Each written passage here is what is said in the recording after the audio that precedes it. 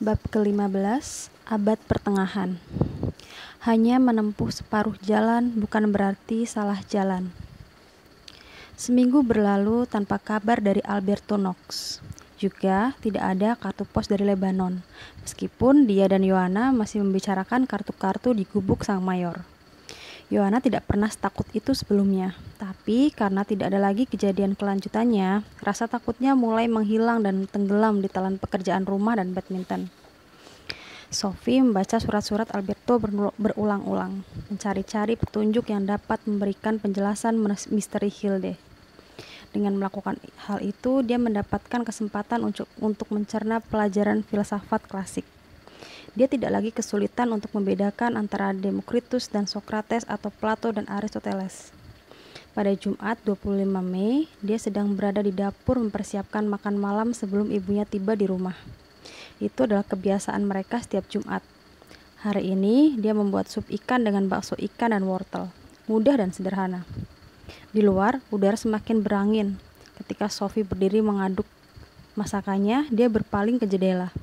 Pohon-pohon birkin terayun-ayun seperti batang jagung. Tiba-tiba sesuatu memukul kaca jendela. Sophie berputar lagi dan melihat sebuah kartu tertempel di jendela. Itu sebuah kartu pos. Dia dapat membaca melalui kaca, Hilde Molernex dengan alamat Sophie Amundsen. Dia berpikir keras. Dia membuka jendela dan mengambil kartu itu. Tidak mungkin ia diterbangkan langsung dari Lebanon. Kartu ini juga bertanggal 15 Juni. Sophie menurunkan masakannya dari kompor dan duduk di meja dapur. Kartu itu berbunyi, Hilde sayang, aku tidak tahu apakah sekarang masih hari ulang tahunmu ketika kamu membaca kartu ini. Kuharap begitu, atau setidak-tidaknya belum terlalu banyak hari yang telah lewat. Seminggu 2 minggu bagi Sophie tidak harus berarti selama itu bagi kita. Aku akan pulang pada pertengahan musim panas, agar kita dapat duduk bersama selama berjam-jam di peluncur, memandang ke laut lepas, Hilde. Banyak sekali yang akan kita bicarakan, penuh sayang dari ayah, yang kadang-kadang menjadi sangat tertekan menghadapi pertikaian yang berlangsung 1000 tahun antara orang-orang Yahudi, Kristen, dan Muslim. Aku harus selalu mengingatkan diriku sendiri bahwa ketiga agama itu berasal dari Ibrahim. Jadi kukira mereka berdoa pada Tuhan yang sama. Di sini Habil dan Kobil belum berhenti saling membunuh. Sampaikan salam pada Sophie, anak malang. Dia masih belum mengerti bagaimana semua ini saling berkait. Tapi barangkali kamu tahu? Sophie meletakkan kepalanya di atas meja, kelelahan. Satu hal telah jelas. Dia tidak tahu bagaimana semua hal ini saling terkait. Tapi Hilde tahu, mungkin. Jika ayah Hilde memintanya untuk menyampaikan salam pada Sophie, itu tentunya berarti bahwa Hilde mengetahui tentang Sophie lebih banyak daripada Sophie mengetahui tentang Hilde. Semua ini begitu rumit sehingga Sophie kembali menyiapkan makan malam. Sebuah kartu pos yang memukul jendela dapur dengan sendirinya, kita dapat menyebutnya pos udara. Begitu dia meletakkan masakan ke atas kompor lagi, telepon berdering. Kalau saja itu dari ayah. Dia sangat berharap ayahnya akan pulang sehingga dia dapat menceritakan padanya semua yang telah terjadi dalam beberapa minggu terakhir ini. Tapi itu mungkin hanya Yohana atau ibu. Sophie mengangkat telepon. Sophie Amundsen, katanya. Ini aku, sebuah suara berkata. Sophie yakin akan 3 hal. Itu bukan ayahnya, tapi itu suara pria. Dan dia tahu suara itu pernah didengarnya sebelumnya. Ini siapa ini? Ini Alberto. Oh, Sophie kehilangan kata-kata. Itu adalah suara yang pernah didengarnya dari video Akropolis. Apakah kamu baik-baik saja? Tentu. Mulai sekarang tidak akan ada surat lagi. Tapi aku tidak mengirimi Anda kata. Kita harus bertemu langsung. Ini mulai mendesak, kamu tahu. Mengapa? Ayah Hilde semakin mendekati kita. Mendekati bagaimana? Dari setiap sisi, Sophie, kita harus bekerja sama sekarang. Caranya? Tapi kamu belum bisa banyak membantu sebelum aku memberi kamu pelajaran tentang abad pertengahan. Kita harus merampungkan Renaissance dan abad ke-17 pula. Berkeley adalah tokoh kuncinya. Bukankah itu pria dalam lukisan di gubuk sang mayor? Persis. Barangkali pertempuran yang sesungguhnya akan dilangsungkan menyangkut filsafatnya dia. Anda membuatnya kedengaran seperti perang. Aku lebih suka menyebutnya pertempuran kehendak. Kita harus menarik perhatian Hilde dan menariknya ke pihak kita sebelum ayahnya pulang dari Lelsen. Aku sama sekali tidak mengerti. Mungkin para filosof itu dapat membuka matamu. Temui aku di gereja Saint Mary pada pukul 8 besok pagi. Tapi datanglah sendiri, anakku. Pagi-pagi benar, telepon itu berbunyi klik. Halo? Dia menutupnya. Sophie bergegas kembali ke kompor tepat sebelum sup ikan itu terlalu matang. Gereja Saint Mary itu adalah sebuah gereja batu kuno dari abad pertengahan. Gedung itu hanya digunakan untuk acara konser dan upacara yang sangat istimewa. Dan pada musim panas, kadang-kadang gereja dibuka untuk para turis. Tapi tentunya ia tidak dapat dibuka pada tengah malam. Ketika ibunya pulang, Sophie telah menyimpan kartu dari Lebanon itu bersama semua barang lain dari Alberto dan Hilde. Setelah makan malam, dia pergi ke rumah Yohana. Kita harus membuat rencana yang sangat istimewa, katanya. Begitu sahabatnya membuka pintu. Dia tidak berkata apa-apa lagi sampai Yohana telah menutup pintu kamar tidurnya. Ini agak sulit, Sophie melanjutkan. Katakan. Aku harus mengatakan pada ibu bahwa aku menginap di sini. Bagus. Tapi itu hanya bohong-bohongan, kamu tahu. Aku harus pergi ke tempat lain. Sayang sekali. Apakah ini soal cowok? Tidak, ini ada hubungannya dengan Hilde. Yohana bersiul pelan dan Sophie menatap tajam ke matanya. Aku akan kesini malam ini, katanya. Tapi pada jam 7 aku harus menyelinap keluar lagi. Kamu harus merahasiakan kepergianku sampai aku kembali. Tapi kamu mau kemana? Apa sih yang harus kamu lakukan? Maaf, mulutku terkunci. Menginap di rumah Yohana tidak pernah menjadi salah. Malah nyaris sebaliknya. Kadang-kadang Sophie mendapat kesan bahwa ibunya senang berada di rumah sendirian. Kamu akan pulang untuk sarapan? Kukira. Itulah satu-satunya perkataan ibunya ketika Sophie meninggalkan rumah. Jika tidak, ibu tahu di mana aku berada. Apa yang membuatnya berkata begitu? Itu adalah satu titik lemah. Kunjungan Sophie dimulai seperti biasa kalau dia menginap, yaitu dengan mengobrol hingga jauh malam.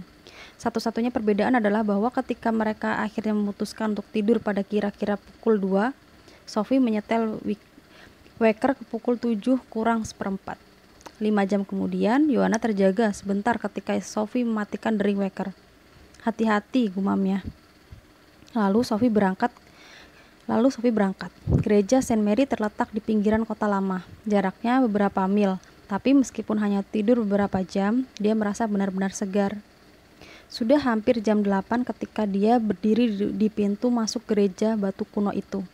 Sophie mencoba membuka pintu besar, tidak terkunci. Bagian dalam gereja tampak terlantar dan sunyi karena gereja itu memang kuno. Cahaya kebiru-biruan menyelinap melalui jendela-jendela berkaca patri yang menampakkan banyak sekali partikel debu melayang-layang di udara. Sophie duduk di salah satu bangku di tengah-tengah gereja, menatap altar pada sebuah salib kuno yang dicat dengan warna-warna kelam. Beberapa menit berlalu, tiba-tiba organ mulai berbunyi. Sophie tidak berani melihat sekeliling. Suara itu terdengar seperti himne kuno, barangkali dari abad pertengahan. Lalu sunyi lagi. Kemudian dia mendengar langkah-langkah kaki mendekat dari belakangnya. Haruskah dia berbalik untuk melihat? Dia lebih suka memusatkan pandangan ke arah salib. Langkah-langkah kaki itu melewatinya di sepanjang gang dan dia melihat satu sosok mengenakan pakaian biarawan berwarna coklat. Sophie bersumpah itu pasti seorang biarawan dari abad pertengahan. Dia gelisah, tapi tidak takut. Di depan altar, pendeta itu berputar setengah lingkaran dan kemudian naik ke mimbar. Dia membungkuk ke pinggiran mimbar, memandang ke bawah pada Sophie, dan berbicara padanya dalam bahasa Latin. Gloria Patri, et Filio, et Spiritui Sancto, sicut erat in principio et nunc, et semper et in saeculorum. Amin. Bicara yang jelas dong, Sophie berteriak. Suaranya menggema ke seluruh ruangan gereja batu kuno itu. Meskipun dia mengetahui bahwa biarawan itu pastilah Alberto Knox, dia menyesali teriakannya di tempat pemujaan yang suci ini. Tapi dia sedang gelisah, dan jika seorang gelisah, dia tidak peduli melanggar segala tabu. Alberto mengangkat salah satu tangannya seperti pendeta ketika meminta jemaat agar duduk. Abad pertengahan dimulai pada jam 4, katanya. Abad pertengahan dimulai pada jam 4, tanya Sophie, merasa tolol tapi tidak lagi gelisah. Ya, sekitar jam 4. Dan kemudian 5, 6, dan 7. Tapi sepertinya waktu tidak bergerak, dan pasti juga 8, 9, dan 10. Tapi itu masih tetap abad pertengahan, kamu tahu. Sudah saatnya untuk bangun menghadapi hari baru. Mungkin kamu pikir begitu. Ya, aku tahu maksudmu. Tapi itu masih tetap hari Minggu, satu hari Minggu panjang yang tak habis-habisnya. Dan waktu berjalan ke jam 11, 12, dan 13. Inilah periode yang kita sebut puncak gotik, ketika katedral-katedral besar di Eropa dibangun. Dan kemudian, suatu saat, sekitar jam 14 atau jam 2 siang, seekor ayam jantan berkokok dan abad pertengahan yang tak berkesudahan itu mulai surut. Jadi abad pertengahan berlangsung selama 10 jam, kata Sophie. Alberto menyeruakan kepalanya keluar dari topi runcing biarawannya dan mengamati jemaatnya, yang terdiri dari seorang gadis berusia 14 tahun. Jika setiap jam berarti 100 tahun, ya, kita dapat menganggap Yesus dilahirkan pada tengah malam. Paulus memulai perjalanan misionarisnya tepat sebelum lewat jam 1 pagi dan meninggal di Roma seperempat jam kemudian. Sekitar jam 3 pagi, gereja Kristen masih dilarang, tapi menjelang 313 Masehi sudah menjadi agama yang diterima di Kekaisaran Romawi. Itu terjadi pada masa pemerintahan Kaisar Konstantin. Kaisar suci itu sendiri pertama kali dibaptis di ranjang kematiannya bertahun-tahun kemudian. Sejak 380 Masehi, agama Kristen menjadi agama resmi di seluruh Kekaisaran Romawi. Bukankah Kekaisaran Romawi jatuh? Memang sudah mulai hancur. Kita sedang berdiri di depan salah satu perubahan besar dalam sejarah kebudayaan. Romawi pada abad keempat menjadi ancaman dari bangsa barbar yang mendesak dari utara dan juga terancam perpecahan dari dalam. Pada 330 Masehi, Konstantin Agung memindahkan ibu kota kekaisaran dari Roma, Konstantinopel, kota yang telah dibangun di dekat Laut Hitam. Banyak orang menganggap kota baru itu Roma kedua. Pada 395 Masehi, Kekaisaran Romawi terbagi dua. Kekaisaran Barat dengan Roma sebagai pusatnya dan Kekaisaran Timur dengan kota baru Konstantinopel sebagai ibu kota. Roma direbut oleh bangsa barbar pada 410 dan pada 476 sebelum seluruh Kekaisaran Barat hancur. Kekaisaran Timur tetap hidup sebagai satu negara hingga 1453 ketika bangsa Turki menaklukkan Konstantinopel. Dan namanya diubah menjadi Istanbul. Benar, Istanbul adalah namanya yang terakhir. Angka tahun lain yang harus kita catat adalah 529. Itulah tahun ketika gereja menutup Akademi Plato di Athena. Pada tahun yang sama, Ordo Benediktin yang pertama di antara ordo-ordo monastik besar didirikan. Tahun 529 karenanya menjadi lambang bagaimana gereja Kristen menolak filsafat Yunani. Sejak itu, biara memegang monopoli pendidikan, perenungan, dan meditasi. Jam berdetik menuju angka 7.30. Sophie mengerti apa yang dimaksudkan Alberto dengan semua angka itu. Tengah malam adalah tahun 0. Jam 1 adalah 100 tahun setelah kelahiran Kristus. Jam 6 adalah 600 tahun setelah kelahiran Kristus dan jam 14 adalah 1400 tahun setelah kelahiran Kristus. Alberto melanjutkan, abad pertengahan benar-benar berarti periode antara dua zaman yang berbeda.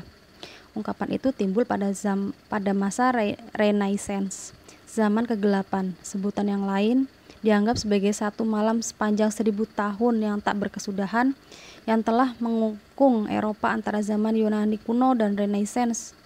Kata medieval digunakan dalam arti negatif sekarang ini mengenai segala sesuatu yang bersifat sewenang-wenang dan tidak luas. Tapi banyak ahli sejarah kini menganggap abad pertengahan sebagai periode 1000 tahun pengencambahan dan pertumbuhan. Sistem sekolah misalnya dikembangkan pada abad pertengahan. Sekolah bicara pertama dibuka pada sejak awal masa ini dan sekolah katedral mengikutinya pada abad ke-12. Sekitar tahun 1200, universitas pertama didirikan dan subjek-subjek diajarkan dikelompokkan ke dalam berbagai fakultas seperti sekarang. 1000 tahun itu benar-benar waktu yang lama. Ya, tapi agama Kristen membutuhkan waktu untuk meraih masa. Lagi pula pada abad pertengahan itu berbagai negara mulai berdiri. Begitu juga kota-kota dan warga negara. Musik rakyat dan cerita rakyat. Apa jadinya dongeng-dongeng dan lagu-lagu rakyat tanpa abad pertengahan? Bahkan apa jadinya Eropa? Sebuah provinsi Romawi barangkali. Namun gaung nama-nama seperti Inggris, Prancis, atau Jerman berasal dari dalam perairan abad pertengahan. Ada banyak ikan cemerlang yang berenang-renang di seputar kedalaman itu, meskipun kita tidak selalu dapat melihat mereka.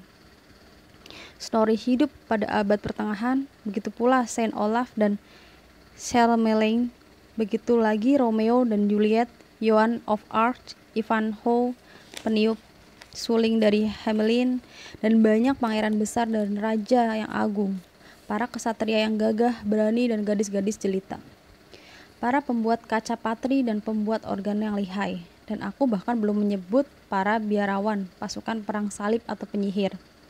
Anda juga tidak menyebut tentang pendeta. Benar, agama Kristen baru sampai di Norwegia pada abad ke-11. Akan berlebihan jika dikatakan bahwa negeri-negeri Skandinavia memeluk agama Kristen secara serta-merta. Kepercayaan kuno, penyembahan berhala masih bertahan di balik wajah agama Kristen, dan banyak unsur Kristen ini menyatu dengan agama Kristen. Dalam perayaan Natal Skandinavia misalnya, adat istiadat Kristen dan Skandinavia lama tercampur aduk hingga hari ini. Dan di sini peribahasa kuno pun berlaku, bahwa mereka yang kawin semakin lama menjadi semakin mirip satu sama lain. Tak diragukan lagi bahwa agama Kristen lambat laun menjadi filosofi kehidupan yang paling berpengaruh. Karena itulah kita biasanya membicarakan abad pertengahan sebagai kekuatan pemersatu kebudayaan Kristen. Jadi tidak sepenuhnya suram ya. Abad-abad pertama setelah tahun 400 benar-benar merupakan kehancuran budaya. Periode Romawi mempunyai peradaban tinggi dengan kota-kota besar yang telah membangun saluran-saluran air, tempat-tempat mandi umum, dan banyak perpustakaan. Belum lagi arsitekturnya yang mengagumkan. Pada awal abad pertengahan, seluruh kebudayaan ini hancur. Begitu pula perdagangan dan ekonominya. Pada abad pertengahan, orang-orang kembali pada pembayaran dengan barang sejenis dan barter. Ekonomi ditandai dengan feodalisme, yang berarti bahwa sedikit orang dari kalangan bangsawan yang berkuasa memiliki tanah yang harus diolah oleh budak-budak agar mereka dapat hidup. Jumlah penduduk juga menurun tajam pada abad-abad pertama. Roma mempunyai penduduk lebih dari 1 juta orang pada zaman kuno. Tapi pada tahun 600 populasi di ibu kota Romawi lama itu turun menjadi 40.000 orang. Amat sangat sedikit dibandingkan dengan sebelumnya. Maka populasi yang relatif kecil itu dibiarkan berkeliaran di sekitar sisa-sisa bangunan megah bekas kejayaan kota sebelumnya. Jika mereka membutuhkan bahan bangunan, ada banyak sekali reruntuhan yang dapat mereka manfaatkan. Ini benar-benar disayangkan oleh para ahli arkeologi masa kini, yang lebih suka melihat orang-orang dari abad pertengahan itu membicarakan monumen-monumen kuno tersebut tersentuh. Mudah bagi kita untuk memahami hal itu.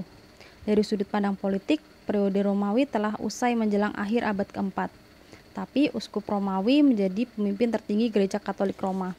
Dia dijuluki Paus, dalam bahasa Latin Papa, yang mempunyai arti persis seperti namanya itu, dan lambat laun dianggap sebagai wakil Kristus di bumi. Roma karenanya menjadi ibu kota agama Kristen hampir sepanjang periode abad pertengahan. Tapi karena para raja dan uskup dari banyak negara bangsa yang baru menjadi semakin berkuasa, sebagian dari mereka cukup berani untuk berdiri menghadapi gereja. Anda mengatakan gereja menutup Akademi Plato di Athena. Apakah itu berarti bahwa semua filosofi Yunani dilupakan? Tidak sepenuhnya. Sebagian tulisan Aristoteles dan Plato tetap dikenal, tapi kekaisaran Romawi kuno lambat laun terbagi ke dalam 3 kebudayaan yang berbeda. Di Eropa Barat, kita mendapati kebudayaan Kristen Latin dengan Roma sebagai ibu kotanya. Di Eropa Timur, kita bertemu dengan kebudayaan Kristen Yunani dengan Konstantinopel sebagai ibu kotanya. Kota ini mulai disebut dengan nama Yunaninya, Bizantium. Oleh karena itu, kita membicarakan abad pertengahan Bizantium yang berbeda dengan abad pertengahan Katolik Roma. Namun Afrika Utara dan Timur Tengah juga telah menjadi bagian kekaisaran Romawi. Daerah ini pada abad pertengahan berkembang menjadi kebudayaan Muslim yang menggunakan bahasa Arab. Setelah wafatnya Muhammad pada 632, baik Timur Tengah maupun Afrika Utara berhasil direbut Islam. Tidak lama kemudian, Spanyol pun menjadi bagian kedua kebudayaan Islam. Islam menetapkan Makkah, Madinah, Yerusalem, dan Baghdad sebagai kota-kota suci. Dari sudut pandang sejarah kebudayaan adalah menarik untuk dicatat bahwa bangsa Arab juga mengambil alih kota Helenistik kuno, Alexandria. Dengan demikian, banyak di antara ilmu pengetahuan Yunani kuno diwarisi oleh bangsa Arab. Sepanjang abad pertengahan, bangsa Arab sangat menonjol dalam bidang ilmu pengetahuan seperti matematika, kimia, astronomi, dan ilmu kedokteran. Sekarang ini kita masih menggunakan angka-angka Arab. Di sejumlah wilayah, kebudayaan Arab lebih unggul daripada kebudayaan Kristen. Aku ingin tahu apa yang terjadi dengan filsafat Yunani. Dapatkah kamu bayangkan sebuah sungai besar yang terpecah saat menjadi 3 sungai yang berbeda sebelum akhirnya mereka menjadi satu sungai besar lagi? Ya, berarti kamu juga bisa memahami bagaimana kebudayaan Yunani Romawi terbagi, tapi berhasil mempertahankan dirinya dengan 3 kebudayaan, Katolik Roma di barat, Bizantium di timur, dan Arab di selatan. Meskipun ini merupakan penyederhanaan yang berlebihan, dapat kita katakan bahwa Neoplatonisme diturunkan di barat, Plato di timur, dan Aristoteles kepada bangsa Arab di selatan. Tapi masing-masing masih menyimpan ciri yang sama.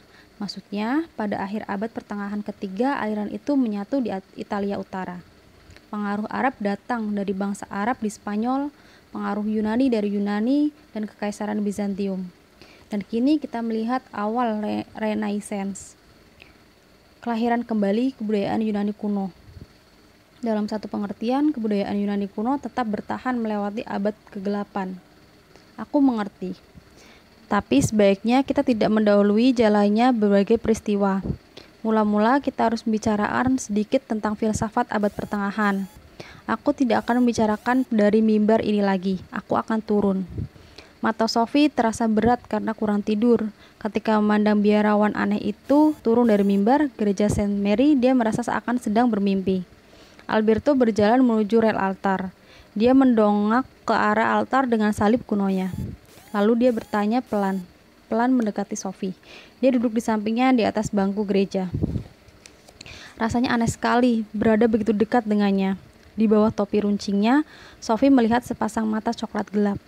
Mata itu milik seorang pria setengah umur dengan rambut gelap dan janggut agak lancip. "Siapakah engkau?" Sophie bertanya-tanya. "Mengapa kau buat hidupku jungkir balik?" "Kita akan saling mengenal sedikit demi sedikit," kata pria itu. Seakan-akan dia dapat membaca pikiran Sophie. Ketika mereka duduk bersama, cahaya yang menyusup ke dalam gereja melalui jendela-jendela berkaca patri semakin terang. Alberto Knox mulai berbicara tentang filsafat abad pertengahan. Para filosof abad pertengahan menerima nyaris dengan begini saja bahwa agama Kristen itu benar. Dia memulai. Pertanyaannya adalah, apakah kita semata-mata percayai bahwa wahyu Kristen, atau apakah kita dapat melakukan pendekatan pada kebenaran-kebenaran Kristen dengan bantuan akal? Apa hubungan antara para filosof Yunani dan pertanyaan-pertanyaan dalam Bible? Apakah ada pertentangan antara Bible dan akal? Atau apakah iman dan pengetahuan itu bersesuaian? Hampir semua filsafat abad pertengahan berkutat pada satu pertanyaan ini. Sophie mengangguk dengan tidak sabar. Dia telah sering mendengar ini dalam pelajaran agama di sekolahnya. Kita akan mengetahui bagaimana dua filosof paling menonjol di abad pertengahan itu menghadapi pertanyaan ini. Dan kita akan memulai dengan Saint Augustine yang hidup dari 354 hingga 430. Dalam kehidupan satu orang ini kita dapat mengamati transisi aktual zaman Yunani kuno menuju awal abad pertengahan. Augustine dilahirkan di kota kecil Tagaste di Afrika Utara. Pada usia 16, dia pergi ke Kartago untuk belajar. Kemudian dia mengadakan perjalanan ke Roma dan Milan, dan menjalani tahun-tahun terakhir kehidupannya di kota Hippo, beberapa mil setelah barat Kartago. Namun dia tidak sejak awal memeluk agama Kristen. Augustine pelajari berbagai agama dan filsafat yang berbeda-beda sebelum menjadi penganut Kristen. Dapatkah Anda berikan beberapa contoh? Selama beberapa waktu dia menjadi orang Manichean. Manichean adalah suatu sekte keagamaan yang sangat khas dari akhir zaman Yunani kuno. Doktrin mereka bersifat separuh agama dan separuh filsafat, dengan menegaskan bahwa dunia terdiri dari dualisme kebaikan dan kejahatan, terang dan gelap, ruh dan materi. Dengan ruhnya, manusia dapat naik melampaui dunia materi dan dengan jalan itu mempersiapkan keselamatan bagi jiwanya. Tapi bagian tegas antara kebaikan dan kejahatan tidak memberikan ketenangan pikiran pada Augustine muda. Dia sepenuhnya tenggelam dalam apa yang disebutnya masalah kejahatan. Dengan ini yang dimaksudkan adalah pertanyaan dari mana asalnya kejahatan. Untuk sesaat dia terpengaruh oleh filsafat Stoik. Menurut para penganut Stoik, tidak ada pembagian tegas antara kebaikan dan kejahatan. Namun, kecenderungan utama adalah pada filsafat penting lain dari zaman Yunani kuno, yaitu Neoplatonisme. Di sini dia bertemu dengan gagasan bahwa semua eksistensi itu bersifat ilahiyah. Lalu dia menjadi seorang uskup neoplatonik. Ya, bisa kamu katakan begitu. Dia menjadi seorang Kristen dulu, tapi agama Kristen yang dianut Saint Augustine sangat dipengaruhi oleh gagasan-gagasan Plato. Dan karena itu kamu harus memahami bahwa tidak ada perpecahan dramatis dengan filsafat Yunani saat kita memasuki abad pertengahan Kristen. Banyak filsafat Yunani terbawa-bawa ke dalam abad baru melalui bapak-bapak gereja seperti Saint Augustine. Maksud Anda, Saint Augustine itu setengah Kristen dan setengah Neoplatonik? Dia sendiri mengaku 100% Kristen meskipun dia tidak melihat kontradiksi nyata antara agama Kristen dan filsafat Plato. Baginya, kesamaan antara Plato dan doktrin Kristen begitu jelas sehingga dia beranggapan Plato pasti telah memiliki pengetahuan tentang perjanjian lama. Ini tentu saja sangat mustahil. Lebih baik kita katakan bahwa Saint Augustine lah yang mengkristenkan Plato. Jadi dia tidak meninggalkan apapun yang ada kaitannya dengan filsafat ketika dia mulai mempercayai agama Kristen. Tidak, tapi dia mengungkapkan bahwa ada batasan sejauh mana akal dapat membawa kita ke dalam masalah keagamaan. Agama Kristen adalah suatu misteri ilahi yang hanya dapat kita pahami melalui iman. Tapi jika kita percaya pada agama Kristen, Tuhan akan menyinari jiwa sehingga kita mendapatkan semacam pengetahuan dialami tentang Tuhan. Saint Augustine telah merasakan sendiri bahwa ada batasan sampai sejauh mana filsafat dapat melangkah. Setelah dia menjadi seorang penganut Kristen, barulah dia menemukan kedamaian dalam jiwanya. Hati tidak akan tenang sebelum berada dalam dirimu. Demikian tulisannya. Aku tidak benar-benar mengerti bagaimana gagasan-gagasan Plato dapat berjalan seiring dengan ajaran Kristen. Sophie mengajukan keberatan. Bagaimana dengan ide-ide abadi? Ya, Saint Augustine jelas mengatakan bahwa Tuhan menciptakan dunia dari ketiadaan, dan itu adalah gagasan dari Bible. Bangsa Yunani lebih menyukai gagasan bahwa dunia itu telah selalu ada. Tapi Saint Augustine percaya bahwa sebelum Tuhan menciptakan dunia, ide-ide itu telah ada di dalam benak ilahi. Maka dia menempatkan gagasan-gagasan Plato dalam diri Tuhan dan dengan cara itu mempertahankan pandangan Plato mengenai ide-ide abadi. Cerdik sekali. Tapi itu menunjukkan bahwa bukan hanya Saint Augustine, melainkan banyak pendeta gereja yang cenderung menengok ke belakang untuk menyatukan pemikiran Yunani dan Yahudi. Dalam pengertian tertentu, mereka menemukan dua kebudayaan. Augustine juga cenderung pada Neoplatonisme dalam pemandangannya mengenai kejahatan. Dia percaya, seperti Plotinus, bahwa kejahatan adalah ketiadaan Tuhan. Kejahatan itu tidak memiliki keberadaan yang mandiri. Ia adalah sesuatu yang tidak ada, sebab ciptaan Tuhan itu sesungguhnya hanya kebaikan. Kejahatan berasal dari ketidakpatuhan manusia. Menurut kepercayaan Augustine, atau dalam kata-katanya sendiri, kehendak baik itu hasil karya Tuhan. Kehendak jahat adalah akibat meninggalkan Tuhan. Apakah dia juga percaya bahwa manusia mempunyai jiwa ilahi? Ya dan tidak. Saint Augustine menyatakan bahwa ada suatu penghalang tak tertembus antara Tuhan dan dunia. Dalam hal ini, dia berdiri teguh di atas landasan Bible, dengan menolak doktrin Plotinus bahwa segala sesuatu itu satu. Tapi dia juga menekankan bahwa manusia adalah makhluk spiritual. Dia memiliki badan material yang termasuk dalam dunia fisik yang dapat dirusak oleh ngengat dan karat. Tapi dia juga memiliki jiwa yang dapat mengenali Tuhan. Apa yang terjadi dengan jiwa ketika kita mati? Menurut Saint Augustine, seluruh umat manusia hilang setelah kejatuhan manusia. Tapi Tuhan memutuskan bahwa orang-orang tertentu harus diselamatkan dari kehancuran menyeluruh itu. Dalam hal itu, Tuhan pun telah memutuskan bahwa setiap orang harus diselamatkan. Sejauh menyangkut hal itu, Saint Augustine menyangkal bahwa manusia mempunyai hak untuk mengecam Tuhan dengan mengacu pada surat Paulus pada jemaat di Roma. Wahai manusia, siapakah kalian hingga berani melawan Tuhan? Apakah mungkin benda yang diciptakan mengatakan pada yang menciptakannya, "Mengapa engkau membuatku begini?"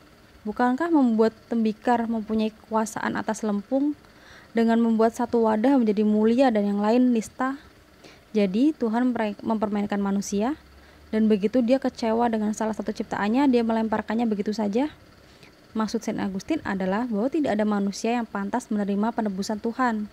Namun Tuhan tetap memilih sebagian untuk diselamatkan dari kutukan. Maka baginya tidak ada yang dirahasiakan tentang siapa yang akan diselamatkan dan siapa yang dikutuk. Itu sudah ditetapkan dalam takdir. Kita sepenuhnya bergantung pada belas kasih-Nya. Jadi agaknya dia kembali pada kepercayaan lama pada nasib. Barangkali, tapi Saint Augustine tidak melepaskan tanggung jawab manusia terhadap kehidupan sendiri. Dia berpendapat bahwa kita harus hidup dalam kesadaran sebagai salah satu manusia yang dipilih.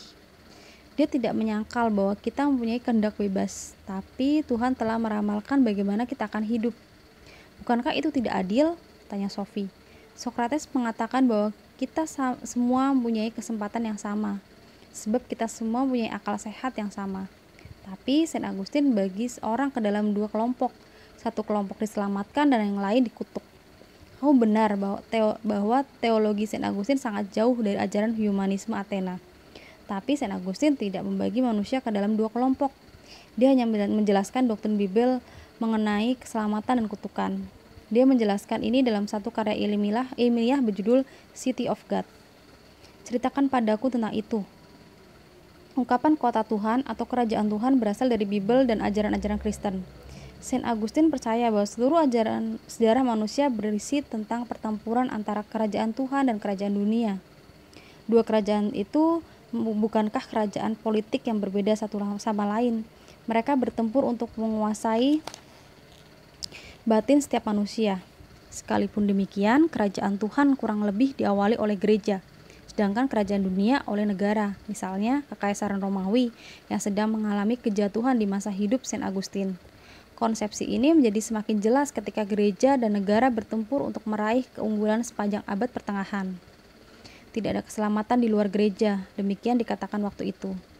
City of God, Saint Augustine akhirnya menjadi identik dengan gereja yang mapan. Setelah reformasi pada abad ke-14, barulah timbul protes terhadap gagasan bahwa manusia hanya dapat memperoleh keselamatan melalui gereja. Memang sudah waktunya.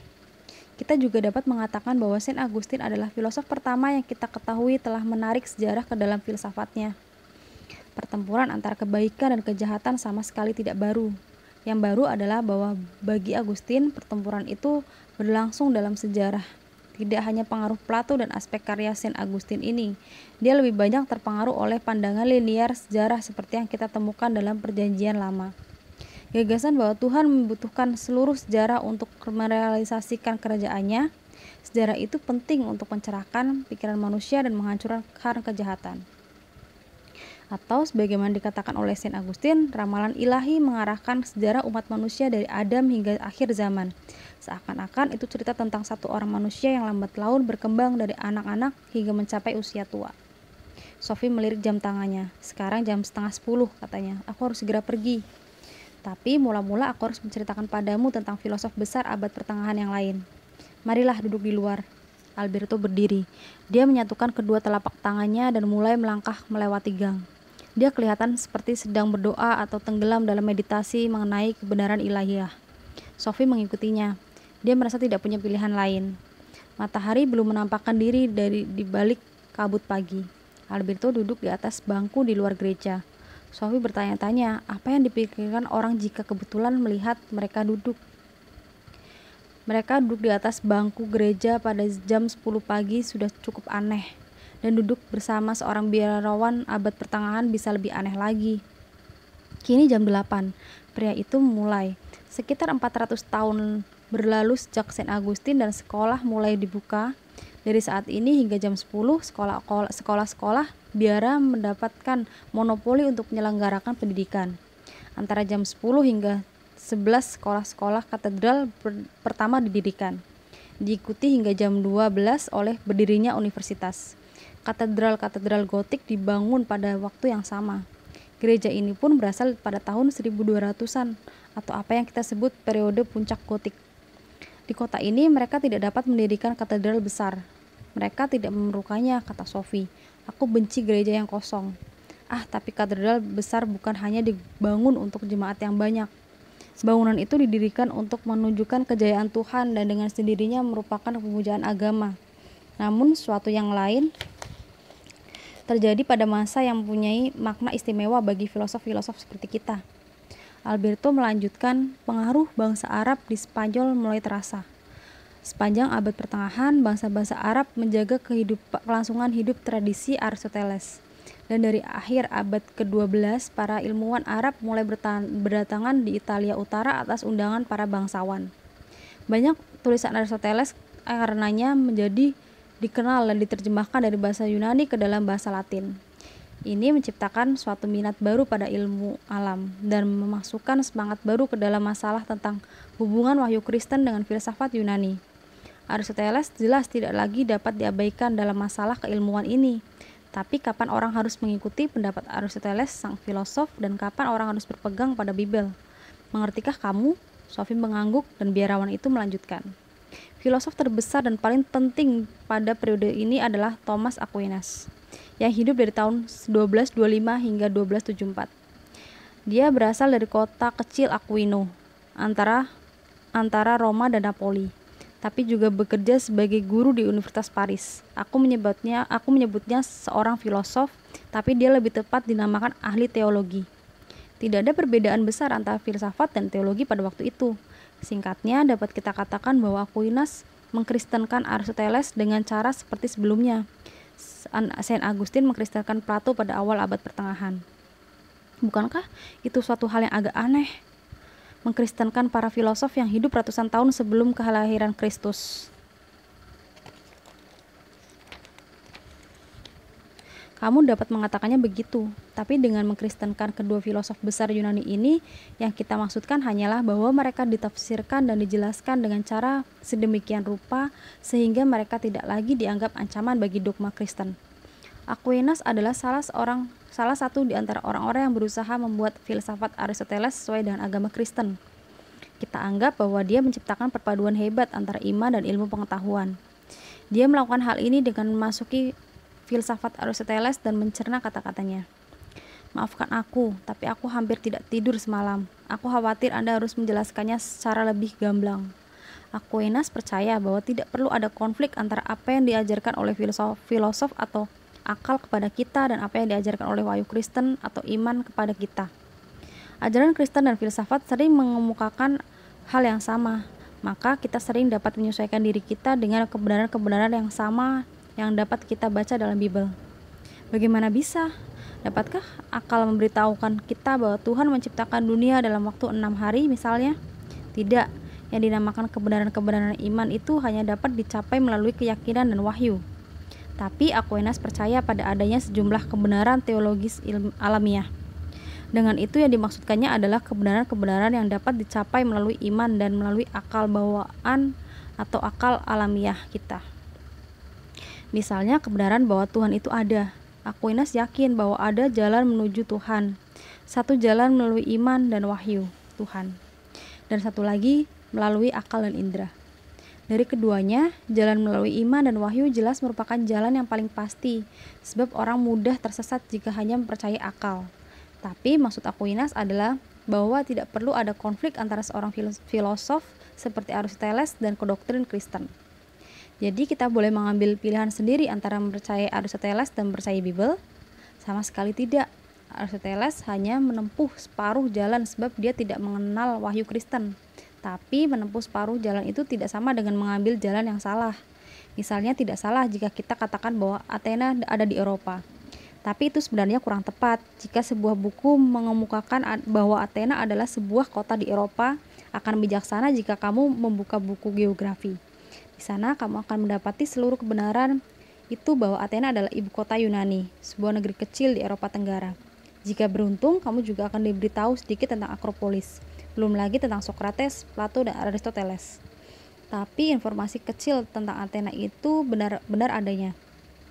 Tepat, Aquinas ingin membuktikan bahwa hanya ada satu kebenaran.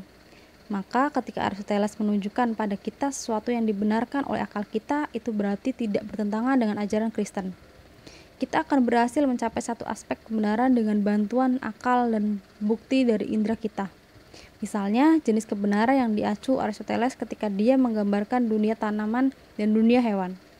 Aspek kebenaran lainnya diungkapkan kepada kita oleh Tuhan melalui Bible.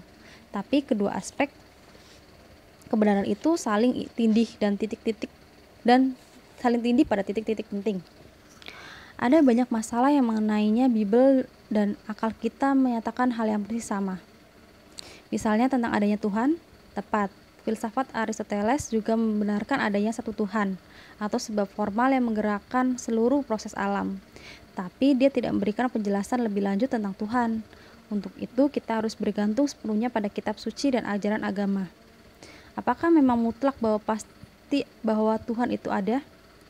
Itu dapat diperdebatkan, tentu saja. Tapi bahkan pada zaman kita sekarang ini kebanyakan orang akan setuju bahwa akal manusia itu jelas tidak mampu membuktikan bahwa Tuhan itu tidak ada.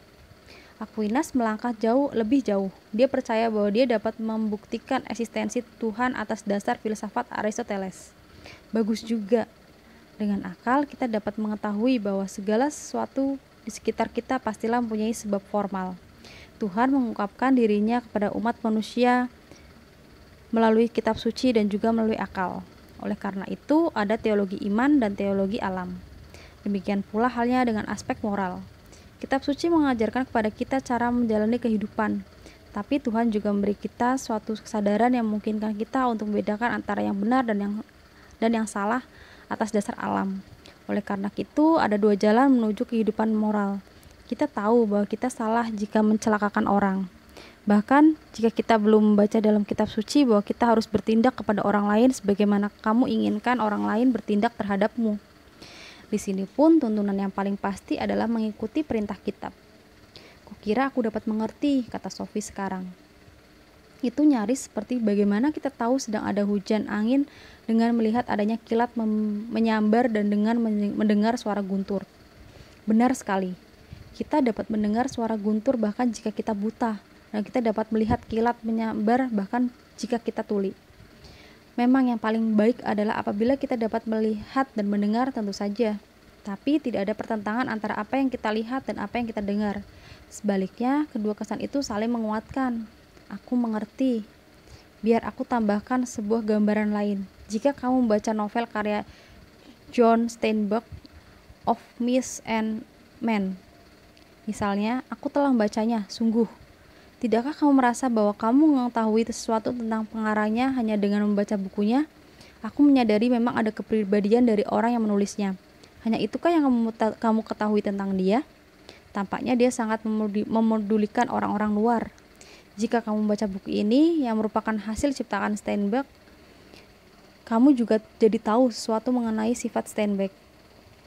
Tapi kamu tidak dapat berharap untuk memperoleh informasi pribadi tentang sang pengarang. Dapatkah kamu mengetahui dengan membaca Of Myths and Men berapa umur sang pengarang ketika dia menulisnya, di mana dia tinggal atau beberapa banyak anak yang dimilikinya? Tentu saja tidak. Tapi kamu dapat menemukan ini dalam biografi tentang John Steinbeck. Hanya dalam biografi atau autobiografi sajalah kamu dapat lebih mengenal Steinbeck orangnya. Itu benar. Kira-kira begitulah kaitannya antara ciptaan Tuhan dan kitab suci. Kita dapat mengetahui adanya Tuhan hanya dengan berjalan mengelilingi alam. Kita dapat dengan mudah mengetahui bagaimana dia mencintai tanaman dan binatang, sebab jika tidak, dia tidak akan menciptakannya.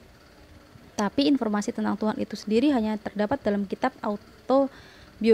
autobiografi Tuhan, jika kamu suka istilah itu. Anda pintar memberikan contoh. Untuk pertama kalinya Alberto hanya duduk di sana sambil berpikir tanpa menjawab.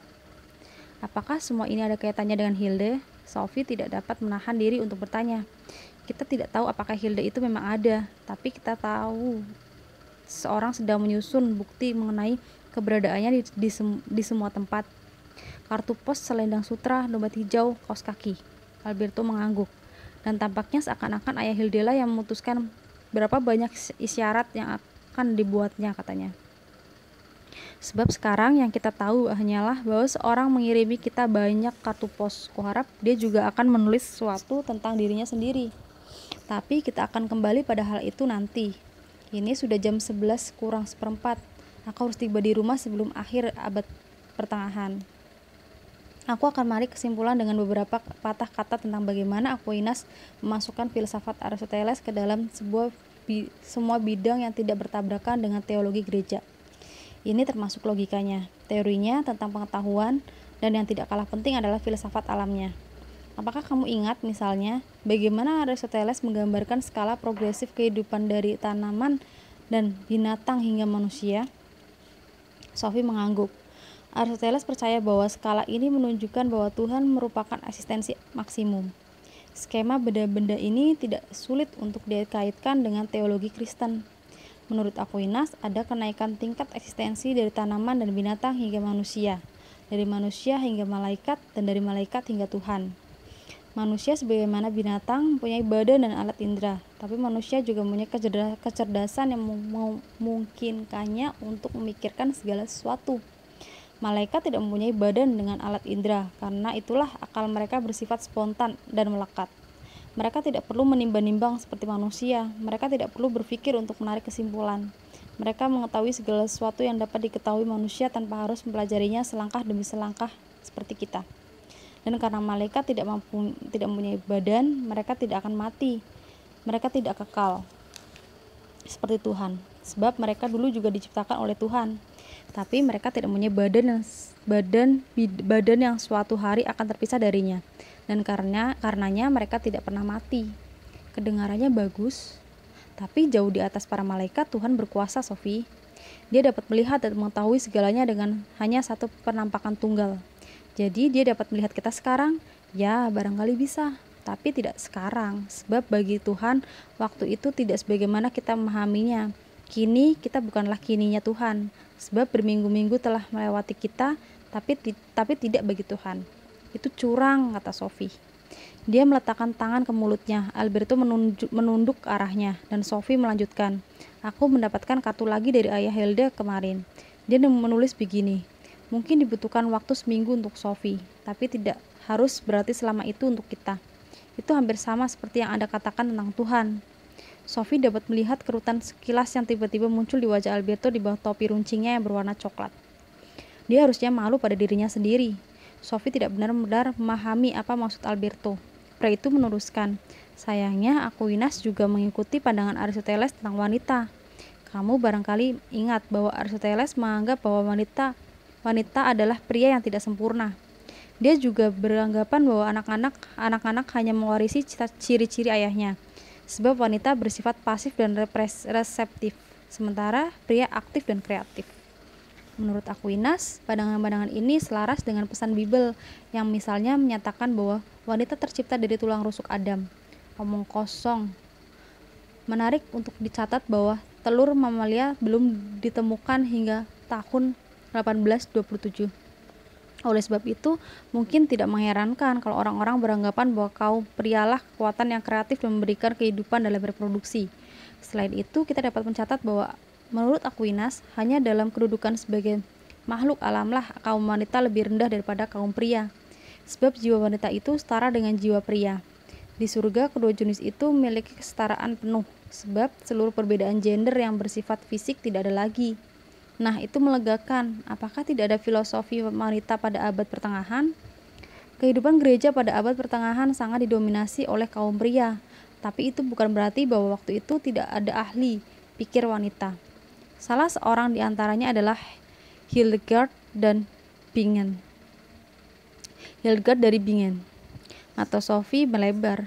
Apakah itu ada hubungannya dengan Hilde? Pertanyaan hebat. Hildegard hidup sebagai seorang biarawati di lembah Rin dari 1088 hingga 1179. Meskipun wanita, dia bekerja sebagai pengkhotbah, pengarang, dokter, ahli botani, dan ahli ilmu alam. Dialah contoh dari kenyataan bahwa kaum wanita seringkali lebih praktis, bahkan lebih ilmiah pada abad pertengahan. Tapi bagaimana dengan Hilde? Ada kepercayaan kuno dari ajaran Kristen dan Yahudi bahwa Tuhan bukan hanya seorang pria. Dia juga memiliki sisi kewanitaan atau watak keibuan. Kaum wanita pun diciptakan seperti Tuhan. Dalam bahasa Yunani, sisi kewanitaan dari Tuhan itu ini dinamakan Sophia. Sophia atau Sophie berarti kebijakan. Sophie menggelengkan kepalanya dengan pasrah.